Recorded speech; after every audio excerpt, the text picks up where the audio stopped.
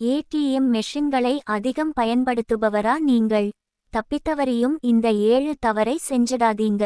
Credit card மோசடிகள், UPI மோசடிகள், digital wallet மோசடிகள், மியூச்சுவல் ஃபண்ட் மோசடிகள் என மோசடிகளின் எண்ணிக்கை அதிகரித்து வருவது நாம் அனைவரும் அறிந்த ஒன்றே.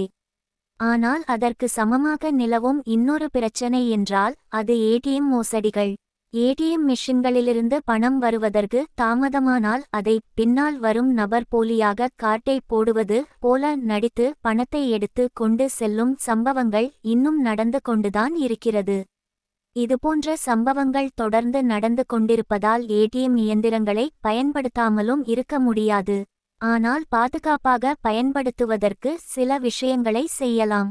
இந்த பதிவில் ஏடிஎம் இயந்திரங்களை எப்படி பாதுகாப்பாக பயன்படுத்துவது என்ற விவரங்கள் குறித்து விரிவாக பார்ப்போம். ஏடிஎம் மோசடியை தடுக்க 7 எளிய குறிப்புகள். 1. ஏடிஎம் அல்லது பிஓஎஸ் இயந்திரத்தில் ஏடிஎம் கார்டை பயன்படுத்தும் போது கீபேடை மறைக்க உங்கள் கையை பயன்படுத்தவும். 2. உங்களுடைய பின் நம்பர் மற்றும் கார்டு விவரங்களை யாருடனும் பகிர வேண்டாம். சில தெரியாத நபர்கள் ஏடிஎம் மெஷின்களிலிருந்து பணம் எடுப்பதற்காக ஆள் பெயர் தெரியாத நபர்களிடம் தங்களுடைய ஏடிஎம் கார்டுகளை கொடுத்து பணம் எடுத்து தரும்படி கூறுகின்றனர். இந்த செயல்கள் இன்னும் நடந்து கொண்டு தான் இருக்கிறது. ஒவ்வொரு முறையும் ஏடிஎம் செல்லும்போதும் இது போன்ற ஒரு நபராவது இருப்பார்கள். சிலர் உதவிக்கரம் நீட்டும் வகையில் பணத்தை பாதுகாப்பாக எடுத்து கொடுத்துவிட்டு சென்றுவிடுவார்கள். ஆனால் சிலர் அப்படி இருக்க மாட்டார்கள். உங்கள் கார்டு விபரங்களை போலியாக பயன்படுத்தி கார்டு இல்லாத பரிவர்த்தனை செய்து பணத்தை எடுத்துச் செல்வதற்கும் வாய்ப்புகள் உண்டு. எனவே உங்களுக்கு தெரிந்த ஒரு நபரை ஏடிஎம் மையங்களுக்கு செல்லும்போது கூட்டிச் செல்லுங்கள். 3. உங்கள் பின் நம்பரை ஏடிஎம் கார்டில் ஒருபோதும் எழுதி வைக்காதீர்கள். பலர் செய்யும் தவறுகளில் ஒன்று தங்களுடைய ஏடிஎம் கார்டுகளில் பின் நம்பரை எழுதி வைப்பது. சிலர் மறதியின் காரணமாக இவ்வாறு செய்யலாம். ஆனால் இது போன்ற தவறுகளை செய்வதனால் உங்கள் பின்னால் இருக்கும் நபரின் கண்ணில் உங்களுடைய பின் விவரங்கள் படுவதற்கு வாய்ப்புகள் உண்டு. அதுமட்டுமின்றி உங்களுடைய கார்டு தொலைந்து விட்டால் அதில் எழுதியிருக்கும் பின் நம்பரை வைத்து பிறர் உங்களுடைய பணத்தை எடுத்து விடும் அபாயமும் உள்ளது என்பதை தெரிந்து நடந்து கொள்ளுங்கள். 4.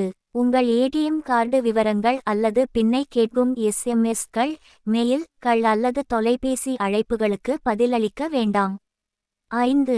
உங்களுடைய பிறந்த தேதி, மொபைல் நம்பர், அக்கவுண்ட் நம்பர் போன்ற எளிதில் யூகிக்கக்கூடிய நம்பரை ஒருபோதும் ஏடிஎம் பின் நம்பராக பயன்படுத்த வேண்டாம்.